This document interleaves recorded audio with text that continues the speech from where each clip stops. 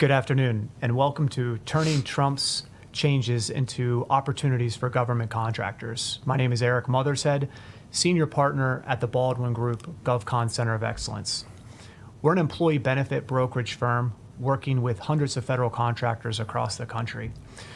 We're live from Tyson's Corner and the studios of BLC Digital Strategies, the media affiliate of Berenzweig Leonard Law Firm. I'm thrilled to be joined this afternoon by Lindsay Moore with BOOST and Declan Leonard with Berenzweig Leonard Law.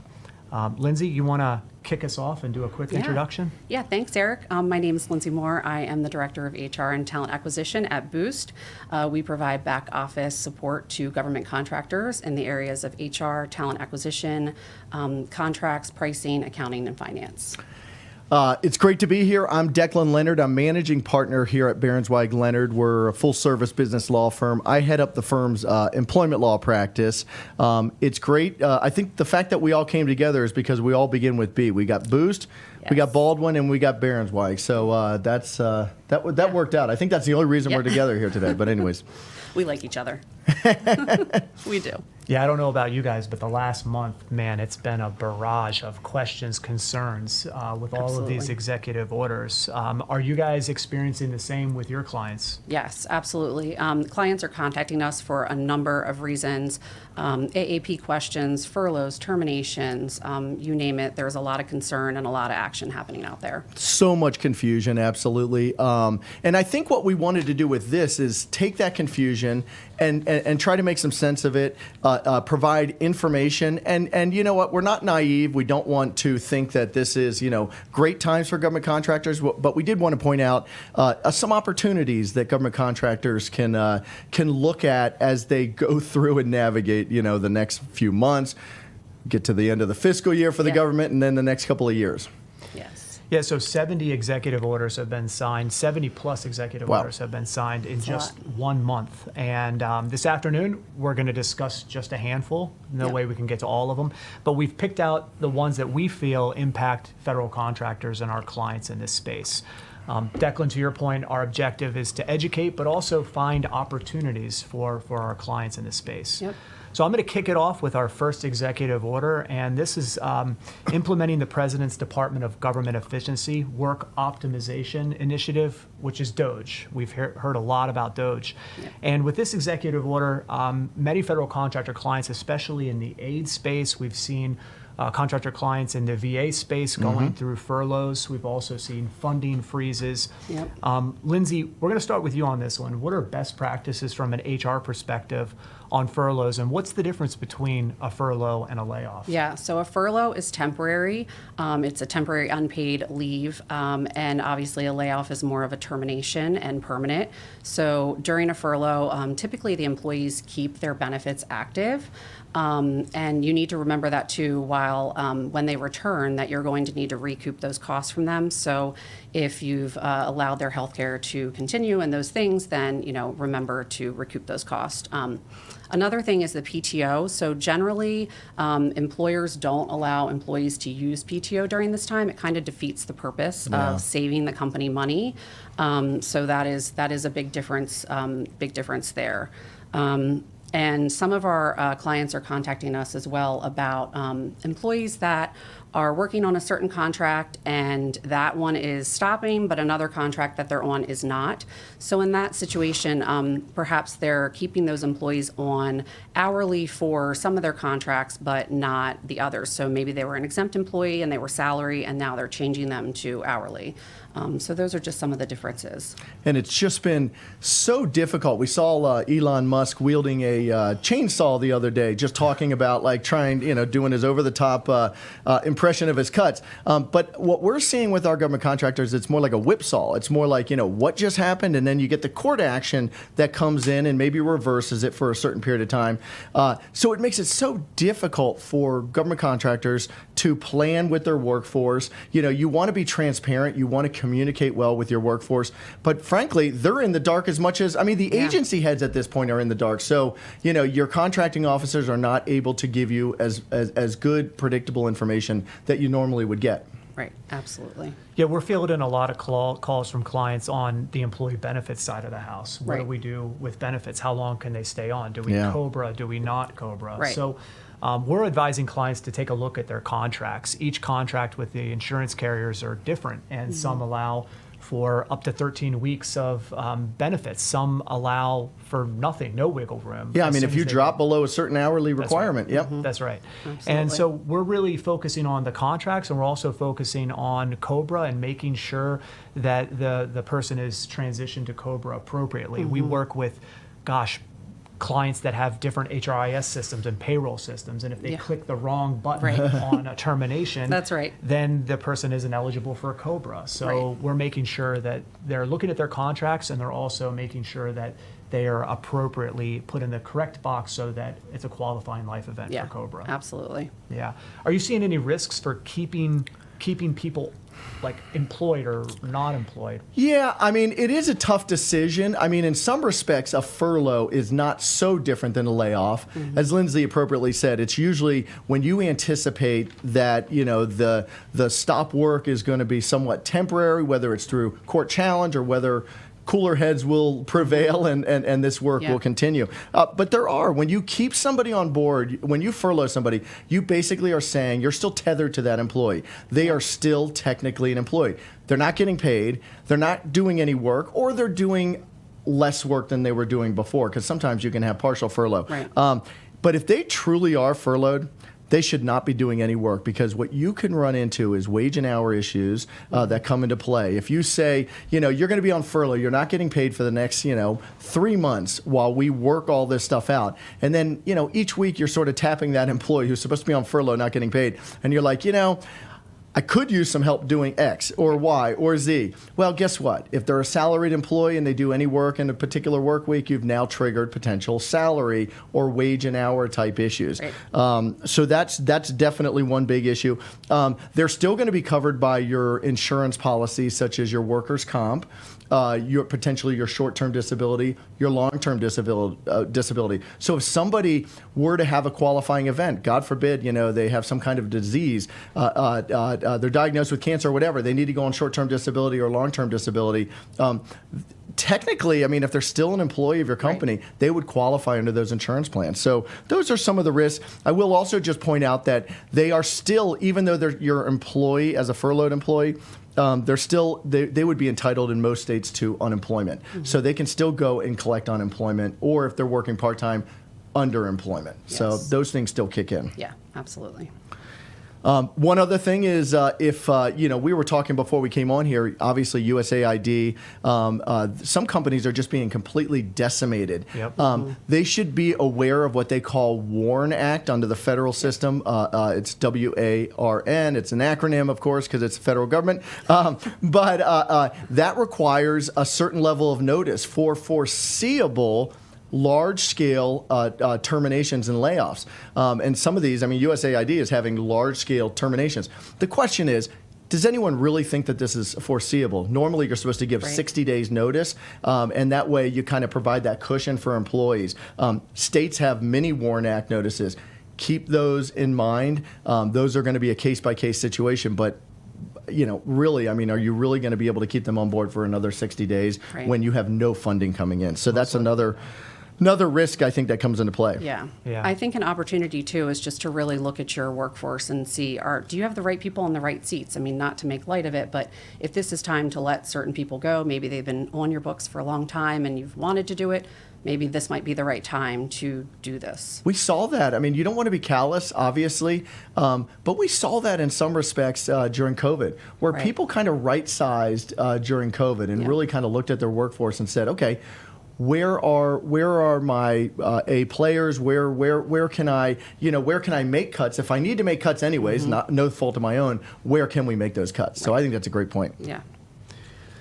So the next one we're going to focus on is executive order declaring termination of all remote work for federal employees. So this is the return to office executive order. And Declan, we're going to kick this one to you. So during the pandemic, many of our clients in the federal contracting space, there's a mass exodus from big cities, and remote work was the way of life. And now bringing people back to the office What are your clients talking to you about, Declan?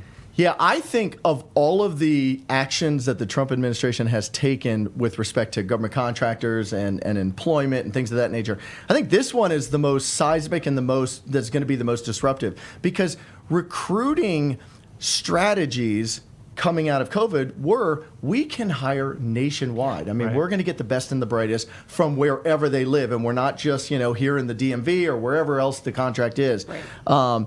And so this one's a big one. Technically, it only applies to federal employees. Okay, but we're already seeing with our client base that the federal contracting offices are saying, if we have to come back, Right.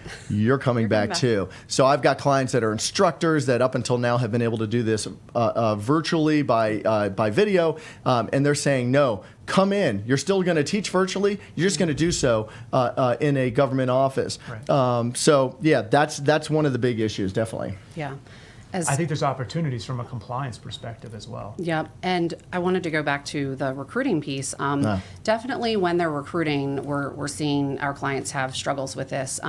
You want to put in the job title, like remote, hybrid, on-site. I think it's really important to be clear from the beginning what this person needs to do. And then our clients are having to reevaluate their benefits and the salaries for these roles. So yes, money is king and everyone's looking at the salaries, but what are some benefits that we could be offering these employees maybe to incentivize them to come back? So outside of the box thinking, maybe it's Uber, dry cleaning, pet sitting, costs for childcare services. I mean, just something to soften the blow of them coming back in, and really looking at your budget and figuring out, okay, are there other places that we can cut because we need to get these people back in, and there has to be some sort of human incentive for them to want to come back when they've been not having to drive every day.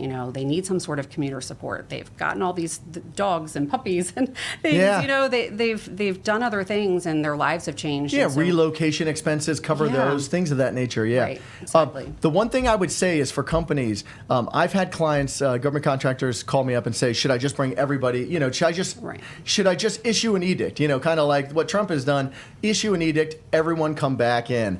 Our advice to them is, look, there's a lot of rumor, there's a lot of innuendo, and there's a lot of sometimes false information that's floating around there. Right. Don't panic. Make sure you are in close contact with your contracting folks. Yes. They're the ones that are going to tell you. And by the way, it needs to be in writing.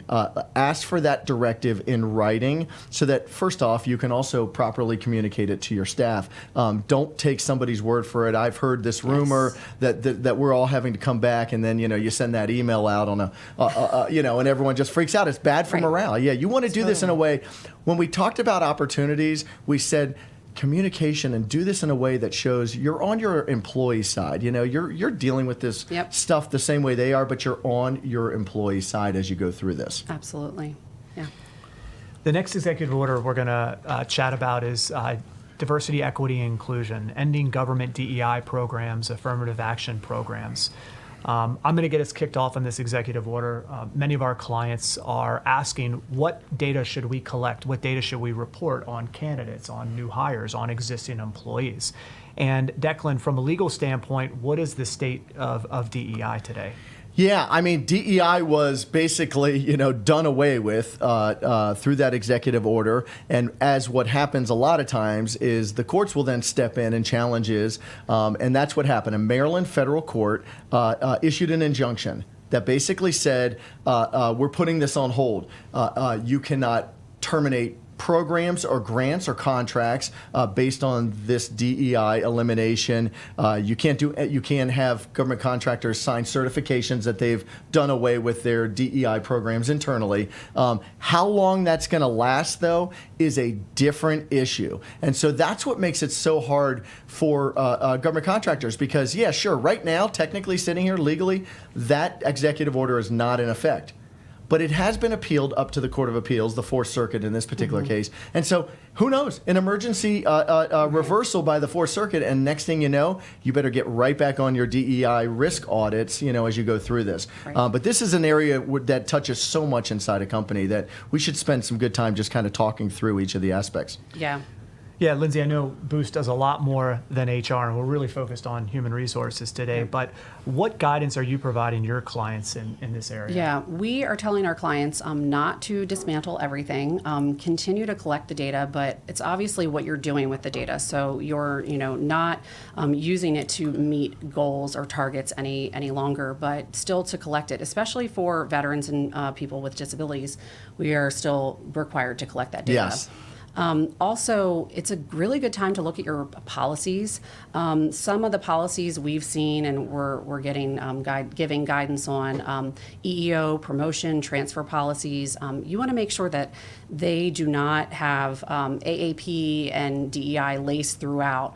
You want to make sure they're cleaner and not talking about the job targets and hitting certain goals and things. Yeah, we're getting questions as we're going through this.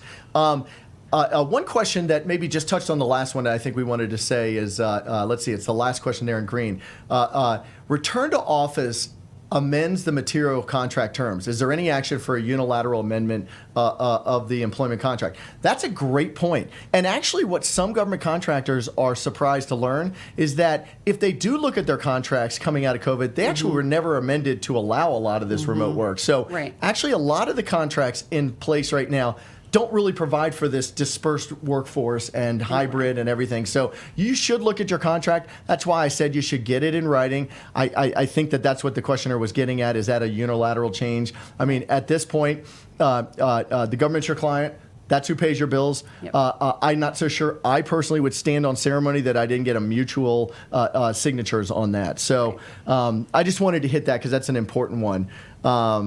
Yeah, this is a good one. Can employees demand relocation costs since the employer changed the terms of the employment contract? Yeah.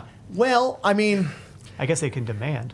They can demand. The question is, I would say, can employees demand relocation costs? I'm assuming they mean from their employer. You know what? I'd like, a lot of the offer letters don't necessarily provide such great contract terms that I'm not so sure that'd be enforceable. Right. I'd like to see a situation where the employer tries to recoup these costs from the federal government, assuming that their contracts did allow it, and this becomes a material modification of the contract. Yes. So you bring up a good point. I want to go back to terminations with the recouping of the cost, because a lot of our clients are coming to us for terminations, we're helping them with the terminations and providing guidance, and we are making sure that we are coding that differently because some of them are able to recoup those costs for the termination purposes. So keep that in mind as you're doing the work or having others help you with that work, that you may be able to do the same. Yeah, another question that came in. Can you touch on how eliminating DEI could impact Small Business Administration distinctions such as SDVOSB? Yeah, this is something I've seen coming for even well before Trump came into office for the second time. The special, designations under the SBA for preferential treatment and getting contracts.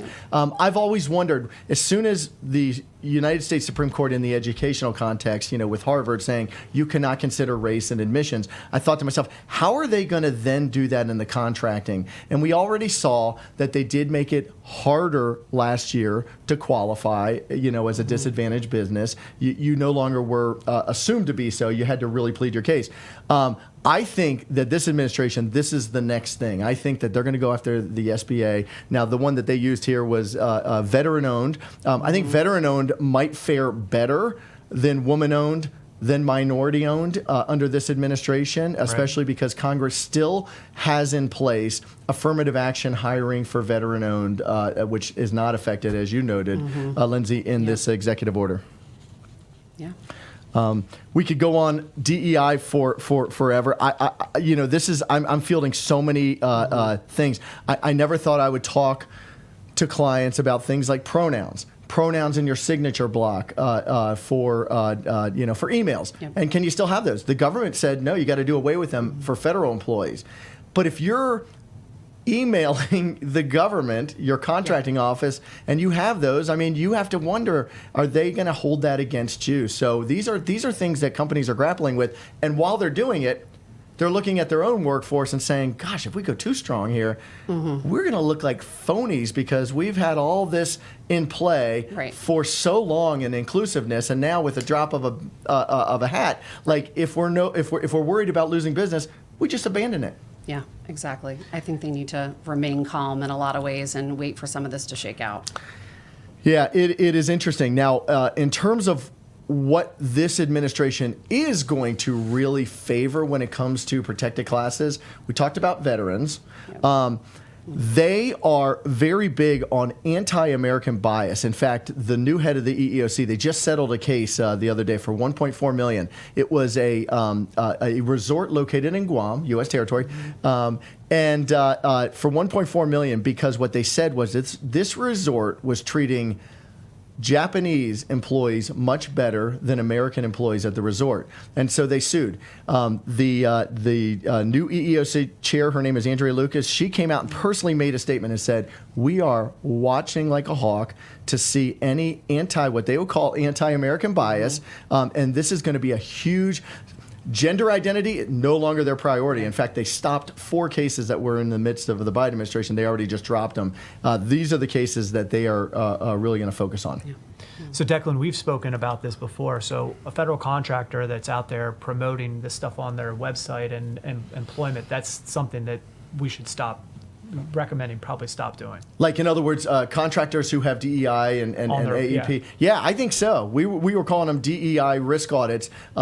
Even though there is an injunction in place, so you could say, well, we don't no longer have to do that. I don't think that's the case. Yeah. Yes, they have to go through. And I personally believe that a lot of this is going to be monitored through AI. You've got Elon Musk and his group, and so I think you can't even.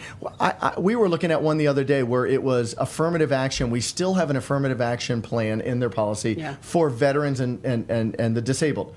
Well, that's true. But I think if you just have the phrase affirmative action or affirmative action plan, even if you're linking it to 2 groups that are still subject to that, I think that that's going to expose you. I would just say we adhere to all hiring programs related to veterans and don't use preference, don't use affirmative action plan, don't use DEI language. Use equal employment opportunity. That will always pass muster. This administration, very committed, very much likes equal employment opportunity. Yes. We just reviewed someone's EEO statement and definitely had to redact most of it because it had all of that AAP language. It went from probably 2 pages to like a paragraph. Yeah.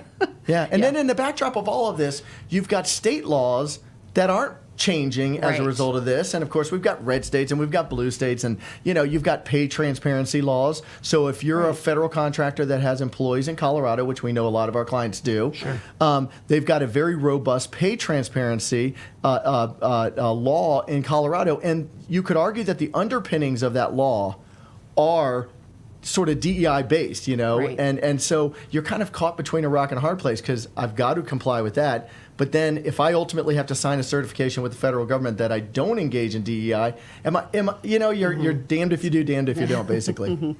Yeah, a lot of questions on DEI. So Lindsay, I don't know if you want to take this one. Merit-based hiring. Do we know how merit-based hiring is defined?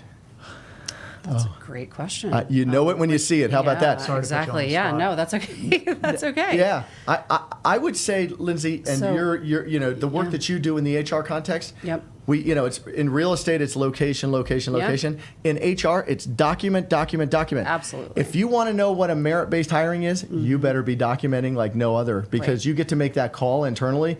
But if it's based on anything race-based, gender-based, anything like that, so you probably advise your clients all the time on that. Yeah, they need to stay away from that and just pick the person who's best for the job and don't look at the rest at the moment. One of the issues that comes up is, well, can I still look at certain groups to try to recruit them into the relevant labor pool? What are you seeing there? Well, I think we're still telling them to use the diversity sites and go to the diversity postings and things like that. But it comes down to, you can't have that as a target, and you can't use that as your main reason, especially if it's down to a few people. That just can't be your primary reason. Then it comes back to documentation. If you've expanded your labor pool, I think that I still think that's fine. I would be hesitant to tell clients not to continue as you're Right. doing. Yep, But just absolutely. make sure it's not solely there. You Right. know, if you're just going to one particular specialized group to try to Yep. get candidates, that's where you're Exactly. going to be engaging in Yes. preference. Absolutely, yeah. Great. So the next topic is an executive order. It is not an executive order, but it's one that's timely, and we wanted to address this afternoon.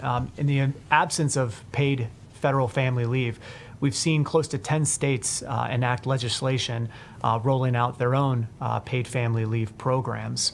And I think over the next couple of years, we're going to see a lot of states kind of taking more of an active role in the absence of the federal government doing some of these things. Maryland, for example, they recently are considering pushing back their paid family leave benefit to 2027. It was originally supposed to roll out this July for benefits starting next July. Yep. But this is something we're keeping a watchful eye on. From an HR perspective, I think the states and following state compliance and regulations is going to be something that's really important over the next couple of years. Yeah, I mean, we've seen, this has been a trend for a long time. The federal government has, I mean, we're seeing all these executive orders, and in fact, one of the questions is, does an executive order amend a statute? The answer is no, it really doesn't. I mean, only Congress can amend a statute. But here's the problem. Congress has been at loggerheads for so long, they can't act. It's hard for them to, you know, could they even pass a statute like the ADA or the ADEA in today's climate? I don't even know if they could. So that's why all presidents, Trump's not the first one to do it, that's why all presidents nowadays come in and with the stroke of a pen, they change things. They can't change a statute. And so what I think is going to happen is, to your point, Eric, we're going to see more and more states continue to fill that void that we're Right. not seeing on the federal level. Yeah. Absolutely. A question that came in, hearing mixed messages on affinity groups, can we keep them open to all people? So affinity groups, I think that's just like internal, Yeah. groups. Yeah, that is. I mean, again, eventually, I believe what this administration's goal is for you to sign a certification as a government contractor that you don't engage in DEI policies. If you have these groups, I mean, you could argue to the cows come home that they're not DEI, and you could say, well, we open them to everybody. I'm not so sure this administration is going to have a sympathetic eye. What do you all think? Yeah, I don't think Not so at all. either. Yeah. No. Yeah, I think it's tough. Right. Yeah, you might have to rebrand them in some ways, and keep in mind with AI in the workplace, you're getting transcribed meetings and you're getting Right. transcribed things left and right. Sometimes you don't even know it. It pops up on your Zoom or Teams.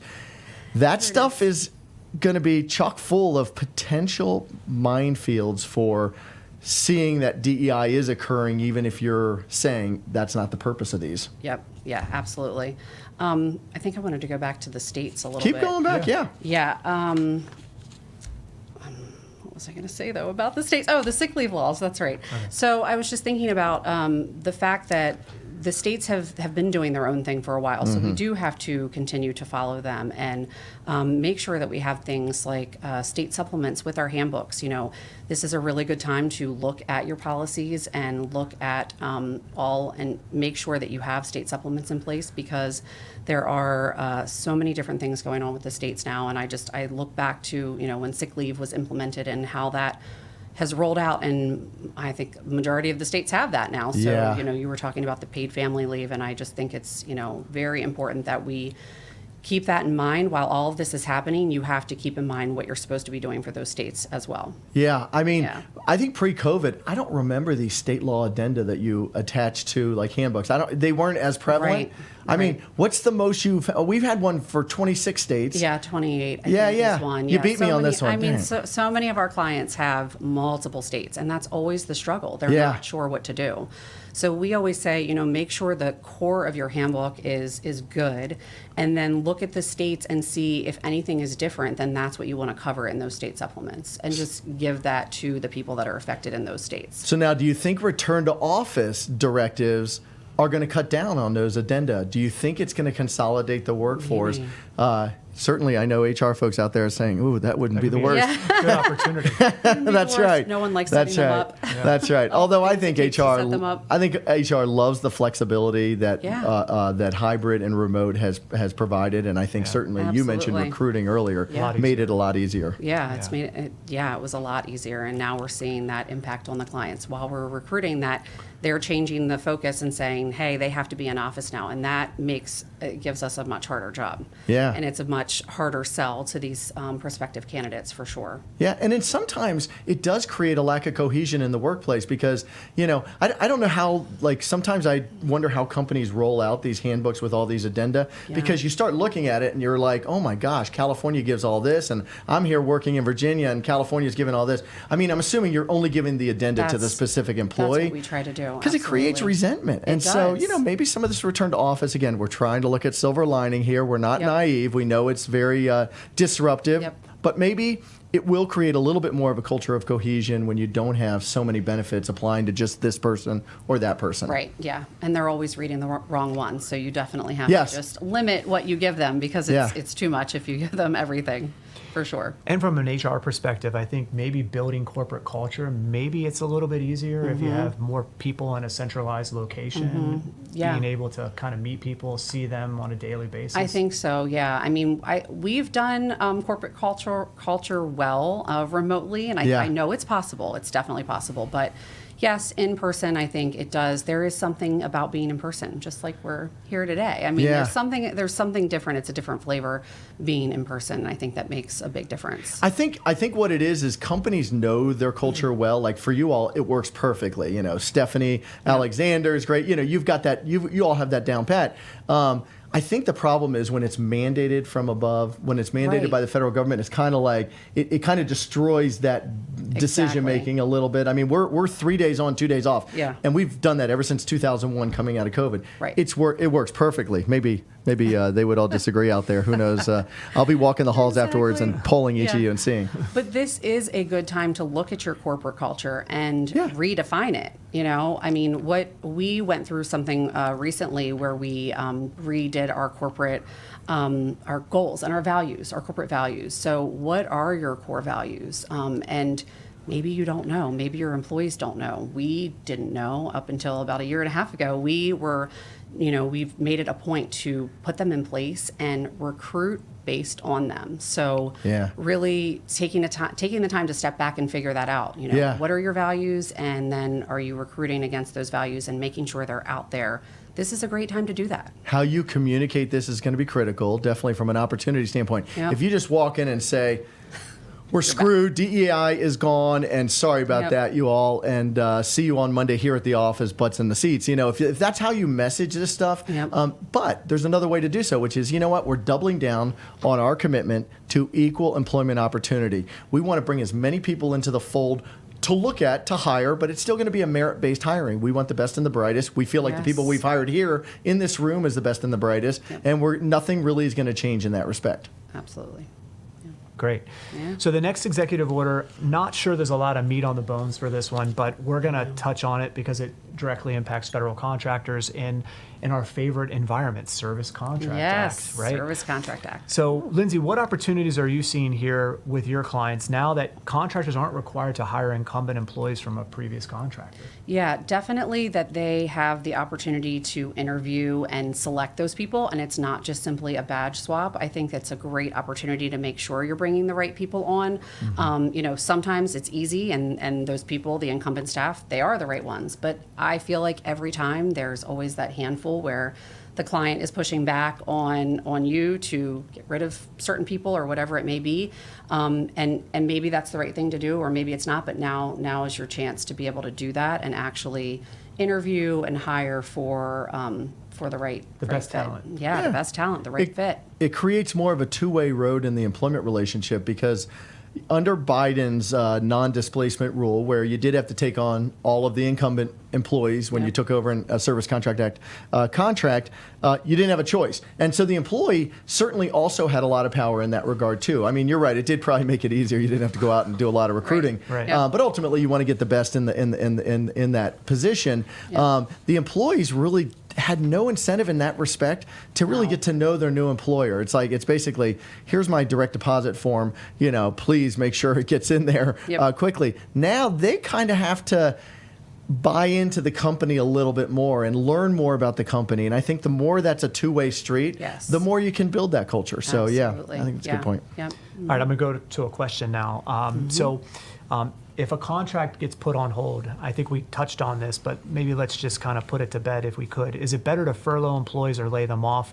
What's the smartest move to keep things running smoothly while protecting our team? And maybe we could put this in the context of some of the furloughs that have happened and then needed to bring people back. Yeah. So, do you want to start on that one? No. Okay, I'll take it. Okay. Yeah. It is something that I've grappled with my clients. Like, do we furlough them? Do we keep them tethered as employees, which does ultimately have some financial repercussions. We talked about health insurance and things of that nature.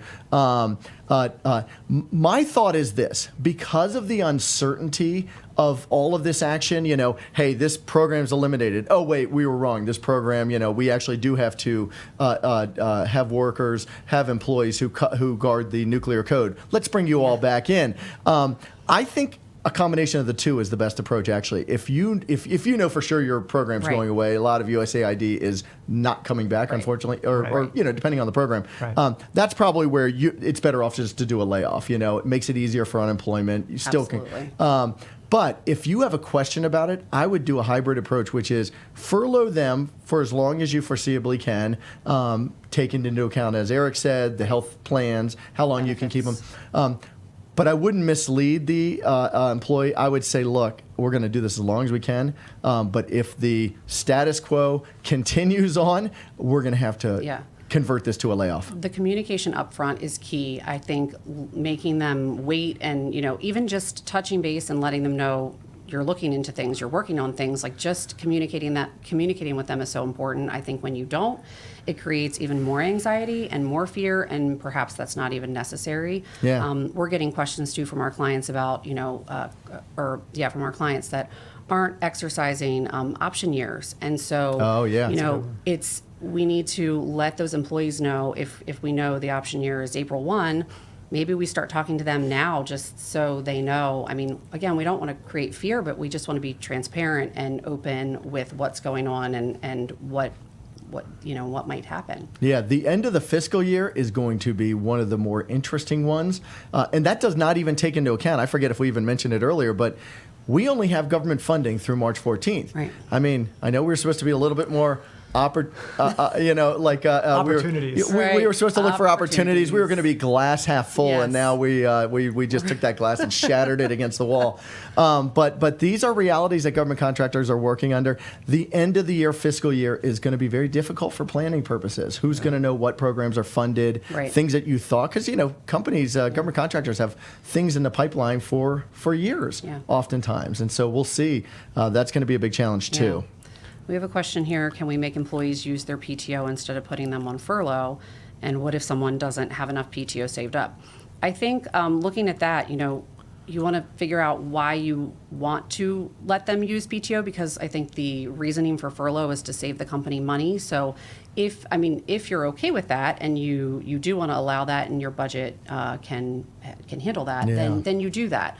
But if not, I think a lot of companies don't allow PTO during this time because the whole purpose is we're trying to cut costs. We have to put things on stop right away. So they don't allow the PTO. Yeah, they're in cash preservation mode. No, absolutely. And they should look at their policy in terms of how they pay out accrued, unused accrued, because does a furlough trigger that? Let's face it, most handbooks don't contain the word furlough. We're in uncharted territory. We only usually hear about furlough when we're talking about these government shutdowns. But most of the time these policies and handbooks say we're going to pay out, as long as you're not terminated for cause, we'll pay out any unused. Maybe it's up to a certain cap or whatever. Does a furlough trigger that or not? I actually don't know the answer. Who knows? And you have to be careful with the different states and the requirements right. with paying out PTO and termination and all of that. So, again, you have to pay attention to the states for sure. Yeah, some states say it vests. It's a vested benefit, and so you can't, divest them of that stuff. So. Yes. Lots of Lots to of. Lots to unpack there. Okay, so there's a lot of executive orders out there, probably a lot more to come. Some that we're keeping a watchful eye on the benefits side of the House. The first one, executive order focused on preventing federal funding for elective abortions. That's a big one, and we're going to keep a watchful eye on that one. From our standpoint as benefit brokers, we're not really seeing any changes in healthcare plans and policies and what they're paying for today. But I'm certain that that's probably going to be challenged in the court at some point down the road. Yeah, I think they will. I think there will be a lot of activity. You're right, Eric. We're not seeing much right now. We're seeing a few things. I think a lot of people are adopting a wait-and-see approach for Robert F. Kennedy Jr. taking over Health and Human Services and what he's going to do. He's got his Making America Healthy Again. Yep. One thing he has latched onto is the anti-obesity craze that's going on, and whether or not that is something that should be covered by employers vis-a-vis health plans and stuff like that. That would unfortunately be an increased cost, although maybe you could argue that maybe it would be an increased cost for that would decrease your health care costs down the line, like kind of a short-term investment for a long-term gain. Exactly. Yeah. Right. Another executive order that we're keeping a watchful eye on is limiting benefits for gender-affirming care for minors. And that's a big one, and that's something that the administration seems like they feel very strongly about. Very much so, yeah. Right now, I've spoken with many health insurance carriers. They're not changing anything right now. It's still status quo. Yeah. And I think they're going to wait for, Yeah.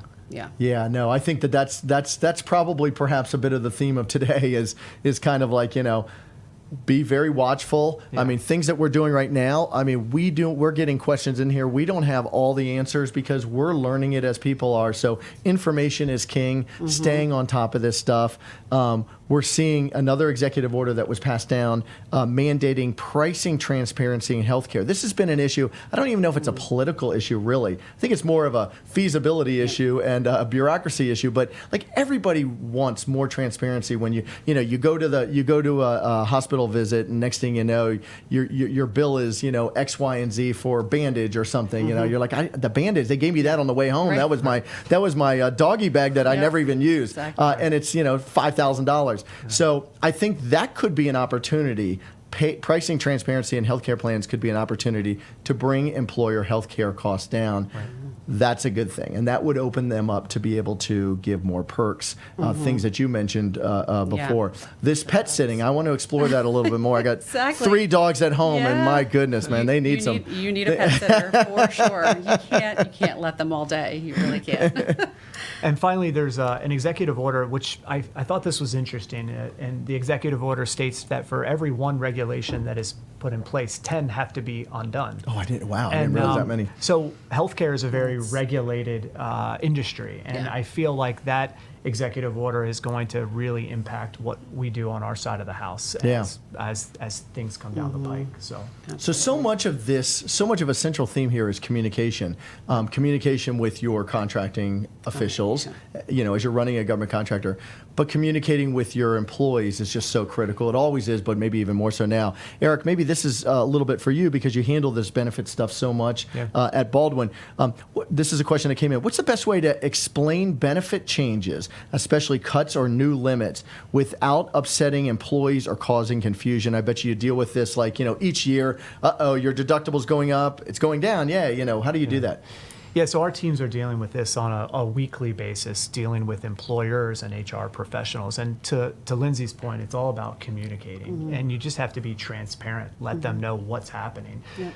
People know what's happening at AID and at VA and other agencies, and they know that these things are coming. And I think the most successful employers that we have over-communicate to their employees. They tell them over and over again. They hold town halls.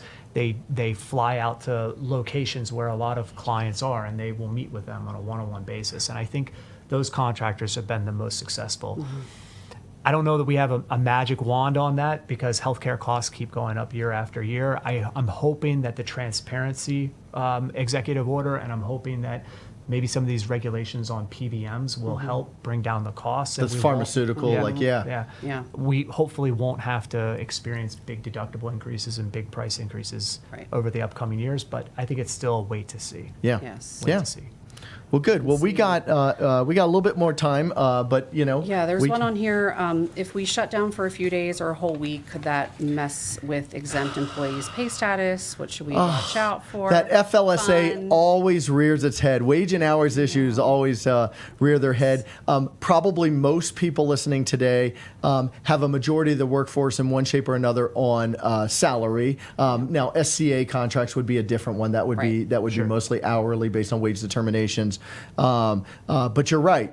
This stuff starts to mess with your FLSA exemption. I mean, if you start to mess with people's pay, if you don't pay them a full week's worth of salary, have you destroyed their salary exemption? Therefore, now they're entitled to overtime, all of that stuff. It's a little bit of uncharted territory. I personally think that because these are extraordinary times where the government is sort of the one as the impetus for these changes, I don't think it's going to be seen to destroy an exemption. So I'm not as worried about it, but it is case by case. So definitely I can't say that across the board. I think you have to have a clear plan for it and know when you're going to do it, know when you're going to put it in place.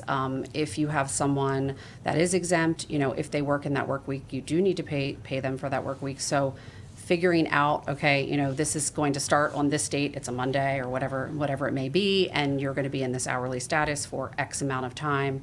And then hopefully when the contract starts again, that hopefully you could, bring them back and they would be exempt. It's really the in and out of the exemption status that's the problem. You can't do it to make your life better as the employer. Yeah, if you're looking at it as like opportunistic, Right. and you are making these cuts and they're helping you financially and hurting the employee, Right. That's where the you're problem. going to be in trouble. Yes, yeah. You've got to be consistent with it, and can't do that. So the good news is we typically save a lot of our questions for the end. In this particular one, we've been having rolling questions as we've gone along. Looks like we've hit most of the questions so far. We've covered most of the the content that we wanted to. Yeah. This ain't a one-time thing, so. Yeah, Lindsay, Declan, you guys have been great partners Thank to you, host this Eric. with, and Same. a lot of great information. I don't think this is going away. I think No. we're going to have to do this again. So we're looking at maybe another session in May, and Yes. I believe we'll be sharing today's recording as well. So we'll be sending that out. We want to thank the team members who helped us put on today's production. So Todd Castleberry, our producer. Rachel Goodnight from Berenzweig Leonard. Rachel has been great. And then Lauren Fisher from the Baldwin Group. Yes. We hope this has been helpful. I think the takeaway is for HR professionals, things aren't going to get any easier. No. Things are going to get a little bit more difficult. And we are here to support them through this challenging period. Absolutely. We're here It was to help. great to join you both for So this nice. inaugural edition of the It BBB, was. whatever we're calling it BBB. here. Yeah, exactly. Yes, we like this. Excellent, and we appreciate obviously everybody who joined here today, and people who that's sent nice. in questions and stuff like that. So that's perfect. Great. Thank you. Thank you. Thanks all.